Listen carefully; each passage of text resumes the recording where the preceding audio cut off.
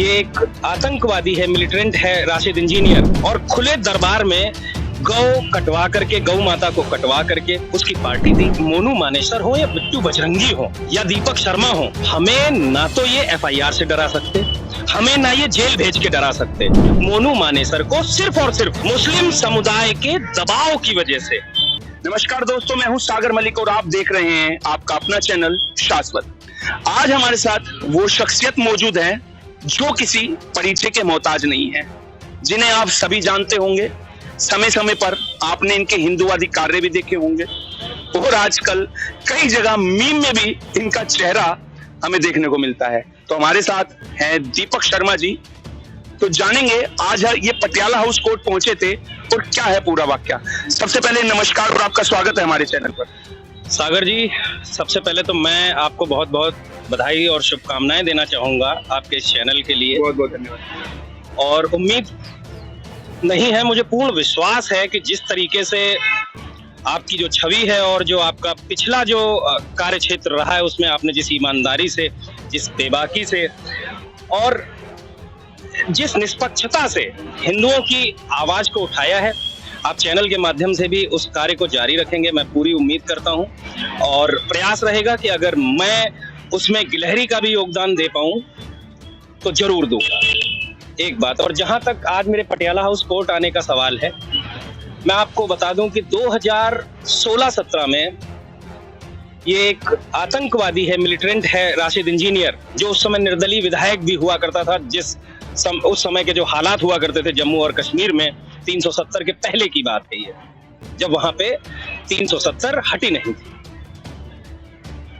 तो ये कई आतंकवादियों ने खुद को सरेंडर करके और निर्दलीय विधायक का तमगा ले लिया था, लेकिन इन्होंने ओपनली, खुले मंच से और खुले दरबार में गौ कटवा करके, गौ माता को कटवा करके उसकी पार्टी दी, लोगों को खिलाया, दिखा दिखा के खाया, हिंदुओं को चिढ़ा के खाया, अपमानित किया इस देश के करोड़ों हिंदुओं को। तो जवाब देना बनता था। करोड़ों हिंदुओं की भावनाएं उबल रही थी। वो सिर्फ दीपक शर्मा का गुस्सा नहीं था, वो करोड़ों हिंदुओं का गुस्सा था। जब वो दिल्ली आया उस चीज को जस्टिफाई करने कि उसका हक है गाय खाना, तो हमने उसे बोला कि यदि तुम्हारा गाय खाना हक है, यदि हमारी आस्था का मजाक उड़ाना तुम्हारा हक है, यदि हमारी आस्था का अपमान करना तुम्हारा हक है, तो तुम्हारा मुंह काला करना हमारा अधिकार है और हमारा धर्म हमें इस बात की इजाजत देता है। हालांकि संवैधानिक तौर पे हो सकता है कोई कानून टूटा हो, तो उन धाराओं में मेरे ऊपर मुकदमा दर्ज किया गया। मैंने सहर्ष स्वीकार किया, मुझे कोई आपत्ति नहीं थी। उस समय वो एक एमएलए था और उसके साथ अगर कुछ ऐसी कोई गतिविधि हुई तो मुझ पे मुकदमा दर्ज होना चाहिए था। मैंने, क्योंकि वो संवैधानिक रूप से वो भी एक पद पे था, संवैधानिक पद पे था।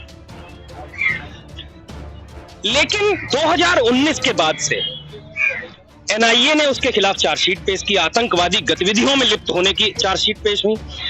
इसी देश के खिलाफ षड्यंत्र, विदेशों, पाकिस्तान के साथ मिलकर इस देश के खिलाफ षड्यंत्रों में उसका नाम आया। और 2019 के बाद लगातार आज भी वो शख्स आतंकवाद की धाराओं में जेल में है। और दीपक शर्मा सिर्फ इसलिए यहाँ 500 किलोमीटर दूर से तारीख करने आया है कि उस आतंकवादी का मुंह काला किया था।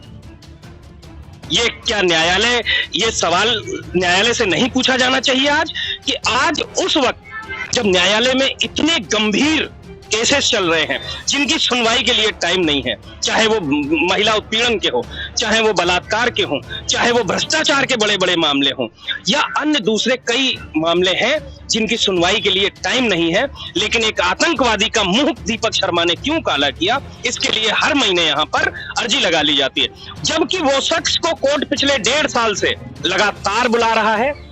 ठीक, मैं चाहूं तो आज भी अपने कॉम्प्रोमाइज का एप्लीकेशन लगा सकता हूं, लेकिन ये मेरे स्वाभिमान, ये करोड़ों हिंदुओं के स्वाभिमान को ठेस पहुंचेगी, चोट पहुंचेगी। इसलिए मेरी तरफ से न कॉम्प्रोमाइज की बात तब की गई, उस समय भी कोर्ट ने मुझसे कहा था यदि आप माफीनामा देते हैं, सामने वाले वादी का कहना है, तो आपको छोड़ दिया जाएगा।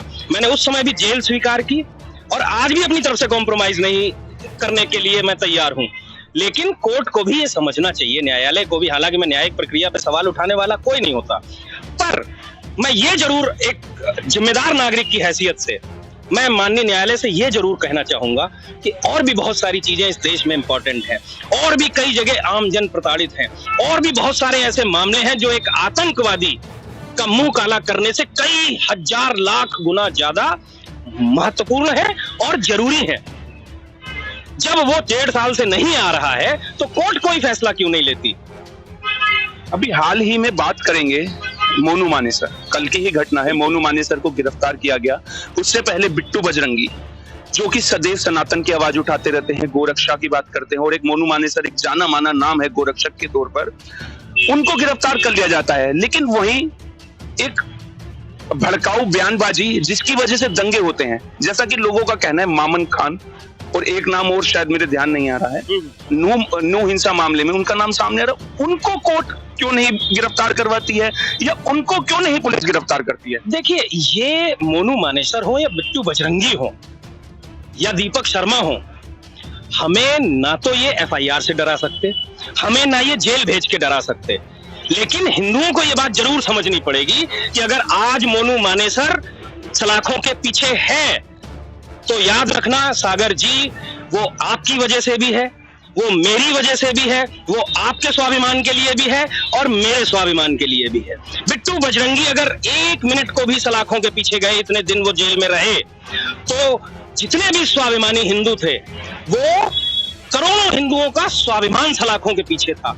उनके स्वाभिमान को डिगने न दिया बिट्टू बजरंगी ने, इसलिए सलाखों के पीछे था। कहीं ना कहीं आज अगर मोनू मानेसर सलाखों के पीछे, आपको क्या लगता है वो एफआईआर या किसी अपराध की वजह से? नहीं, अपराध तो मैंने भी नहीं किया था, क्योंकि उस समय भी वो मिलिटेंट एमएलए था। उसने इस देश में पशु क्रूरता अधिनियम के तहत उसको गिरफ्तार किया जा सकता था, जिसका मैंने मुंह काला किया, लेकिन उनको बख्श दिया गया और मेरे ऊपर एफआईआर कर दी गई। अब यहां पर मोनू मानेसर की बात करते हैं। मोनू मानेसर को सिर्फ और सिर्फ मुस्लिम समुदाय के दबाव की वजह से, मोनू मानेसर के खिलाफ एक भी साक्ष्य नहीं है। मामन खान ने तो लेकिन दबाव नहीं है हिंदू समाज का। आप समझने का प्रयास करिए, हम टुकड़ों में बटे हुए हैं, हम संगठनों में बटे हुए हैं, हम अपने धर्म के नाम पर, समाज के नाम पर लोगों को कई जगह हरेस कर रहे हैं। हमें यह समझना पड़ेगा कि हमारी एक छोटी सी गलती हजारों लोगों को पद से विमुख कर देती है। हमें ये जानना पड़ेगा कि हमारे जो छोटे छोटे जो गतिविधि हैं, वो हजारों लोगों को हम जो धर्म का पथ है उससे विमुख करती है। कहीं ना कहीं आपको नहीं लगता कि मामन खान, जिसके खिलाफ वीडियो मौजूद है, सारे तथ्य मौजूद है, प्रमाण मौजूद है, लेकिन मामन खान आजाद है क्योंकि हिंदुओं की तरफ से ना तो कोई सही पैरवी करने वाला है, ना ही कोई इस बात का दबाव डालने वाला है कि इसने अपराध किया। सब सिर्फ पैसे कमाने में व्यस्त हैं, सब सिर्फ रोजमर्रा की अपनी जरूरतों को पूरा करने में व्यस्त हैं। सुबह घर से निकलते हैं, शाम को 2 पैसे लेकर के घर आए और फिर 2 पैग मारे और सो गए। जबकि वहां ऐसा नहीं है, वहां जकात से लेकर जमात तक सब चल रही है। आपको नहीं लगता कि मोनू मानेसर हो या बिट्टू बजरंगी या फिर आपको राजनीतिक षड्यंत्र का जो है शिकार बनाया गया है? बिल्कुल, राजनीतिक षड्यंत्र। और कई बार हम सिर्फ एक मुस्लिम समुदाय को टारगेट करते हैं। आप समझिए, हमारे पैर काटने के लिए सबसे पहले हमारे ही लोग आते हैं, वो तो बाद में पहुंचेंगे। हमारे पैर काटने में सबसे आगे तो हमारा ही समाज है। हमारे समाज को ये समझना पड़ेगा कि यदि वो कुछ कर नहीं रहे हैं और कोई व्यक्ति कुछ कर रहा है और उसको वो गिलहरी सहयोग भी नहीं दे सकते हैं, तो कम से कम उसके पैर न काटे जाएं, उसको अंदर से खोखला करने का प्रयास न किया जाए। राजनीतिक षड्यंत्र आपको समझना पड़ेगा, पक्ष का भी है, चाहे वो बिट्टू बजरंगी के लिए हो, चाहे वो मोनू मानेसर के लिए हो। मोनू मानेसर के साथ भी उनके पक्ष का भी षड्यंत्र है कहीं ना कहीं। लेकिन हरियाणा के अंदर तो हिंदूवादी सरकार कही जाने वाली बीजेपी की सरकार है। नहीं, सरकार किसकी है? देखिए, सरकार हिंदुओं की नहीं होती, ठीक? यही गलतफहमी हिंदुओं ने गलती से पाल ली है। मेरे ऊपर जितने मुकदमे हैं उसमें से 90% मोदी जी के आने के बाद लगे, लेकिन मैं कभी मोदी जी से शिकायत नहीं करता, क्योंकि मैं मोदी सरकार को हिंदुओं की सरकार नहीं मानता। मैं मोदी सरकार मानता हूं। मैं मानता हूं कि जो मोदी सरकार है वो संरक्षण नहीं देती किसी को, लेकिन कुछ लोग ये समझते हैं कि अब सब मोदी जी ही करेंगे। ऐसा नहीं है, हमें भी अपनी तरफ से प्रयास करना पड़ेगा, अपने लोगों को काटना छोड़ना पड़ेगा, अपने लोगों को अंदर से खोखला करना छोड़ना पड़ेगा। उनकी पूंछ खींच के उन्हें पीछे करने के लिए जो लोग आज देखा होगा, अपने इर्द गिर्द के लोग पूंछ खींच देते हैं, पैर पकड़ के खींच लेते हैं, ये छोड़ना पड़ेगा। सरकार है लेकिन आवाज तो उठानी पड़ेगी। आप समझिए, आवाज कहां उठ रही है? जितने लोगों ने मोनू मानेसर को जेल भेजने के लिए आवाज उठाई, उससे ज्यादा आज जेल से रिहा करने को सड़क पे उतर आए। देखे कौन सी सलाखें हैं, कौन सी जेल की सलाखें हैं, और वो हरियाणा की कौन सी जेल है जो मोनू मानेसर को सलाखों के पीछे करेगी। जज साहब को भी सोचना पड़ेगा, मोनू मानेसर जब पेशी पे आएगा, कि आज लाखों आदमी सड़क पे है, जन भावनाएं सड़क पे हैं, अगर इसे 1 घंटे भी आज सलाखों के पीछे रखा तो माहौल खराब हो जाएगा। आप कोई महत्वपूर्ण संदेश जो हमारे चैनल के माध्यम से आप हमारे दर्शकों को और जनता को देना चाहें? मैं सिर्फ एक ही संदेश देना चाहता हूं, जो मैं कई बार बोलता रहता हूं, कि आप जहां हैं, जैसे हैं, जरूरी नहीं कि मेरी तरह, मोनू की तरह, बिट्टू बजरंगी की तरह, सागर की तरह ये बनने की जरूरत नहीं। किसी को दीपक, मोनू, बिट्टू ये बनने की जरूरत नहीं है। आप जो भी हैं, जहां भी हैं, जैसे भी हैं, जिस भी स्थिति में हैं, बस इसके आगे एक लाइन और जोड़नी होती है, जितना कर सकते हैं परिवार सर्वोपरि रखते हुए जितना कर सकते हैं, चाहे वो 2 मिनट का समय हो, चाहे वो 5 मिनट का समय हो, चाहे वो 3 सेकंड। 3 सेकंड मैं इसलिए बोल रहा हूं कि एक अच्छे कॉज को करने के लिए आज मोनू मानेसर या बिट्टू बजरंगी ने आवाज उठाई, या बिट्टू बजरंगी या मोनू मानेसर को जेल भेज दिया गया। तो यदि कहीं आपको दिख रहा है कि उसको गलत तरीके से षड्यंत्र में फंसा करके जेल भेजा गया है, तो उसके खिलाफ 2 जरूर लिख दें, या कोई वीडियो है उसे आगे शेयर भी किया जा सकता है। सिर्फ 3 सेकंड का समय लगता है। आप आज आवाज उठा रहे हैं तो आपकी आवाज को आगे बढ़ा देना। मैं कहता हूं ये भी बहुत बड़ा हिंदू समाज पे उपकार है। लेकिन लोग क्या सोचते हैं कि अरे इससे तो सागर आगे बढ़ जाएगा।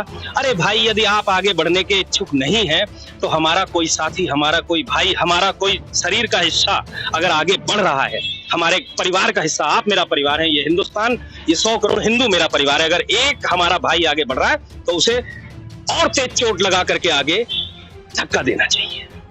ये नहीं कि उसका पैर पकड़ के खींच ले कि मैं ये शेयर नहीं करूंगा, जिसके अन्यथा ये आगे निकल जाएगा। ऐसा नहीं होना चाहिए। मेरा सभी हिंदुओं से आपके चैनल के माध्यम से सिर्फ इतना ही कहना है, कोई भी व्यक्ति अगर यदि आपकी नजर में अच्छा काम कर रहा है, और वो व्यक्ति कैसा है ये एक अलग विषय है, आपके उससे संबंध कैसे हैं ये एक अलग विषय है।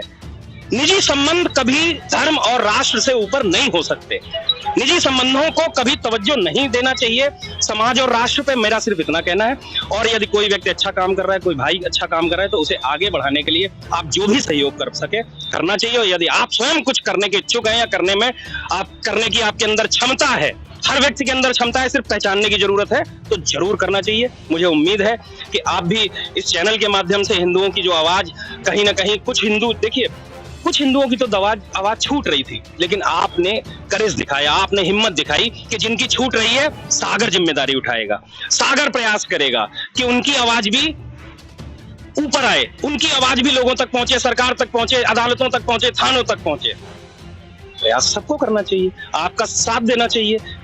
आपका साथ नहीं है, वो हिंदुओं का साथ है। यदि शाश्वत न्यूज एक अच्छा इनिशिएटिव लेता है और लोग उसका साथ देते हैं, तो उसे ऐसे नहीं लेना है कि सागर का साथ दे रहे हैं, हम हिंदू समाज का साथ दे रहे हैं। बहुत बहुत धन्यवाद आपका।